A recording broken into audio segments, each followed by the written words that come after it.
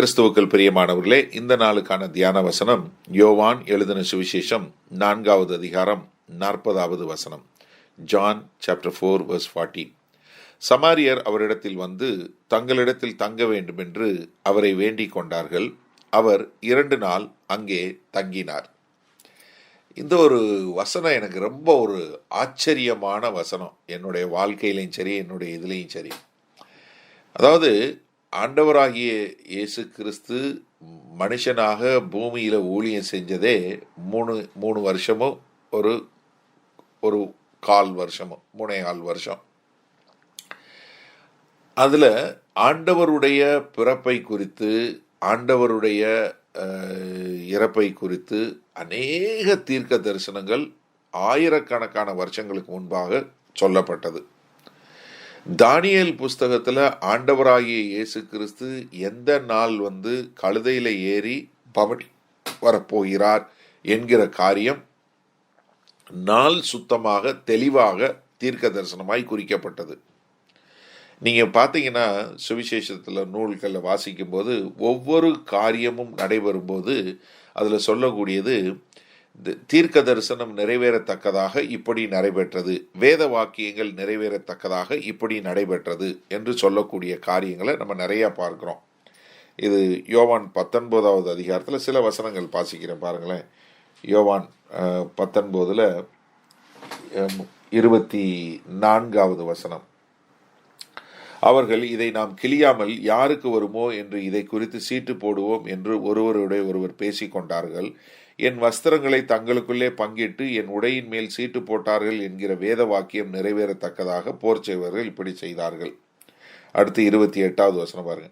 அதன் பின்பு எல்லாம் முடிந்தது என்று இயேசு அறிந்து வேத வாக்கியம் நிறைவேறத்தக்கதாக தாகமாயிருக்கிறேன் என்றார். அடுத்து 28வது வசனம், 28வது வசனம் தான் இப்போ வாசித்தேன். அடுத்து 36வது வசனம். அவருடைய எலும்புகளில் ஒன்றும் முறிக்கப்படுவதில்லை என்கிற வேத வாக்கியம் நிறைவேறும்படி இவைகள் நடந்தது. இதையே நீங்கள் மத்தேயு 26வது அதிகாரத்தில் 54வது வசனம், 56வது வசனத்தில் பார்க்குறோம். லூக்கா 18வது அதிகாரம் 31வது வசனம் பார்த்தீங்கன்னா, பின்பு அவர் 12 தம்மிடத்தில் அழைத்து, இதோ எருசலேமுக்கு போகிறோம், மனுஷகுமாரனை குறித்து தீர்க்கதரிசிகளால் எழுதப்பட்டவைகளெல்லாம் நிறைவேறும். இப்படி ஒவ்வொரு காரியமும் அவருடைய வாழ்க்கையில் நிறைவேறும்னு சொன்னது எல்லாமே பார்த்தீங்கன்னா ஆண்டவரோட ஷெட்யூலில் போட்டிருந்தது. அதனால தான் எல்லாமே வந்து அவர் நிறைவேற்றினார். அதாவது இதில் சொல்லுவாங்க impossible to fulfil all the ப்ராஃபஸின்னு சொல்லி, ஒரு மனுஷனால் நிறைவேற்ற முடியாத அளவுக்கு ஆண்டவருடைய வாழ்க்கையில் அத்தனை தீர்க்க தரிசனமும் நிறைவேறியது என்று சொல்லக்கூடியதாக. அப்போ அந்த அளவுக்கு ஆண்டவர் வந்து எல்லா தீர்க்க தரிசனம் நிறைவேறினா எல்லாமே பிளான் பண்ணி ஆண்டவரோட வாழ்க்கையில் நடைபெற்றது. அப்படி இருக்கும்போது இந்த சமாரிய ஸ்திரீயினுடைய வார்த்தையை கேட்டு சமாரியர்கள் எல்லாம் வர்றாங்க. வந்து ஆண்டவர்கிட்ட அங்கேயே இருக்கணும்னு சொல்கிறாங்க. ஆண்டவர் 2 நாள் அவங்க கூட இருக்கிறாரு. நான் நிறைய முறை பார்த்துருக்கிறேன். நான் அநேக பட்டணங்களுக்கு, அநேக சபைகளுக்கு போகிறதுனால நான் நிறைய ட்ராவல் பண்ணுறேன். அப்படி போகும்போது யாராவது ஒருத்தவங்க வந்து ஒரு மணி நேரமோ இல்லை 2 மணி நேரமோ டிலே பண்ணிட்டா அடுத்த மீட்டிங் டிலே ஆயிடுது, அடுத்த மீட்டிங் வந்து காலதாமதம் ஆயிடுது. இல்லை ஒரு மீட்டிங் போகிறதுக்கு ரொம்ப கஷ்டப்பட்டு ஆராதனை முடிகிறதுக்கு முன்னாடி அடித்து பிடிச்சி ஓட வேண்டிய ஒரு காலகட்டத்தில் தான் போகிறோம். இல்லை ஒரு சில நேரத்தில் ஒரு பிளேன் லேட் ஆயிடுச்சுன்னா டைரெக்டாக மீட்டிங் போகிற மாதிரி போய் சேர்றோம். அந்த மாதிரி நிறைய காரியங்களை நானே பார்த்துருக்கிறேன் என்னோட வாழ்க்கையில். இப்போ என்னையே யாராவது ஒரு இடத்துல வந்து ஒரு 2 நாள் இருங்கன்னு சொல்லியிருந்தா என்னால் நிச்சயமாக இருந்திருக்க முடியாது. ஏன்னா ஒவ்வொரு நாளும் ஒவ்வொரு பட்டணத்தில் ஒரு மீட்டிங்கு இல்லை இந்த மாதிரி காரியங்களை வச்சு ஒவ்வொரு இடத்துலேருந்து போய்கொண்டே இருக்கிறோம். நீங்களும் உங்களுடைய வாழ்க்கையில் இன்றைக்கு ஏதாவது ஒரு இடத்துல ஏதாவது ஒரு காரியம் செய்யணும்னா முடியாது. எல்லாமே இப்போ ஒரு திருமணத்துக்கு போனால் நீங்கள் டிக்கெட்டு புக் பண்ணி தான் போகிறீங்க, திரும்ப வர்றதுக்கு ரிட்டர்ன் டிக்கெட் எடுத்துகிட்டு தான் போகிறீங்க. எல்லாமே வந்து பிளான் பண்ணி முன்னாடியே பிளான் பண்ணி லீவ் எடுத்து எல்லாம் செஞ்சு தான் வர்றீங்க. இப்போ உங்களை ஒரு இடத்துல 2 நாள் இருங்கன்னு சொன்னாலே நம்மளால் இருக்க முடியாது.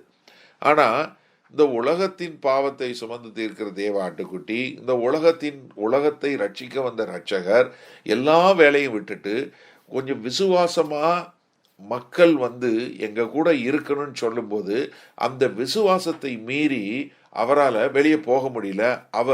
அவர்களுக்கு அவருடைய கண்கள் திறக்கப்பட்டதுனால அவர் அங்க இருக்க சொல்லிட்டாங்க. அவர் அங்க இருந்துட்டார். 2 நாள் இருந்துட்டாரு. என்னால இந்த இந்த வசனத்தை இன்னும் என்னால கிரகிச்சு கொள்ள முடியல. உங்களுக்கு எப்படி புரியுதுன்னு தெரியல. தயவு செய்து சிந்திச்சு பாருங்களேன். நீங்க ஒரே இதுல போய்க்கொண்டே இருக்கும்போது உங்களை ஒரு 2 நாள் ஒரு இடத்துல, நீங்க போன இடத்துல 2 நாள் இருங்கன்னு சொல்லி உங்களை இருக்க வச்சாங்கன்னா எவ்வளவு வேலை இருக்கும், எவ்வளவு காரியங்கள் இருக்கும். ஆனா அப்ப ஆண்டவராகிய இயேசு கிறிஸ்து தன்னுடைய ஊழிய பாதையில இருக்கிற அந்த கொஞ்ச நாள்ல 2 நாள் எல்லாத்தையும் விட்டு விட்டு யூதர்கள் அல்லாத ஒரு சமாரிய தேசத்துல அங்க 2 நாள் இருக்கிறார். எனக்கு அருமையானவர்களே, உங்களுக்கு ஆவிக்குரிய கண்கள் திறந்து விட்டால், உங்களுடைய விசுவாசம் வர்த்தி பண்ணிவிட்டால் உங்களால தேவனை நிறுத்த முடியும். இதே போலதான் இன்னொரு சம்பவம் நம்ம பார்க்க முடியும். பார்த்திமேயு என்று சொல்லுகிற குருடன், எல்லாரும் சத்தம் போட்டுட்டு இருக்காங்க. திரளான ஜனங்கள் ஆண்டவர் கூட போய் கொண்டு இருக்கிறாங்க. தாவீதின் குமாரனே எனக்கு இறங்கும் அப்படின்னு சொல்றான். எல்லாரும் அமைதியாருன்னு. அப்ப இன்னொருத்தன் சொல்றான், தாவீதின் குமாரனே எனக்கு இறங்குன்னு சொல்லி மகா சத்தமிட்டு கூப்பிட்ட போது ஆண்டவர் அங்க நிக்கிறார். நிறைய சத்தம் இருக்கு. ஆனா ஒரே ஒரு சத்தம், விசுவாசத்தோட கூப்பிடும்போது ஆண்டவரால நகல முடியல. எனக்கு அருமையானவர்களே, அந்த வானாதி வான தேவாதி தேவன் கர்த்தாதி கர்த்தரை நிறுத்தக்கூடிய ஒரு காரியம் உங்க கையில இருக்கு. அது உங்களுடைய விசுவாசம். அப்படி இருக்கும்போது நீங்கள் தேவனோடு இசைந்து வாழ முடியும். நாம் ஜெபிப்போமா? நல்ல ஆண்டவரே, நாங்கள் பார்க்கிறோம், விசுவாசத்தோடு ஒரு சமாரிய பட்டணம் எங்களோடு இருங்கன்னு சொல்லும்போது, மாம்ச பிரகாரமாய் 3 வருஷம் இருந்த அந்த ஆண்டவர் 2 நாள் இருந்தீங்க. இன்றைக்கும் ஆண்டவரே எங்களோடு இருங்க. ஆண்டவரே, இந்த செய்தியை கேட்டுக்கொண்டு ஒவ்வொருவருடைய இருதயத்தில், அவங்களுடைய வீட்டிலையும் இவர்கள் உம்மை பிரதிபலிக்கிறவர்களாய் வாழ்க்கை வாழ எங்கள் தேவன் கிருபை பாராட்டுங்க. ஆண்டவரே, இதோ இவர்கள் ஒவ்வொருவரையும் ஆசீர்வதிக்கிறோம். இவர்கள் குடும்பம் ஆசீர்வதிக்கப்பட்டதாக இருக்கட்டும். இவர்கள் கையிட்டு செய்யும் ஊழியங்கள் ஆசீர்வதிக்கப்பட்டதாக இருக்கும்.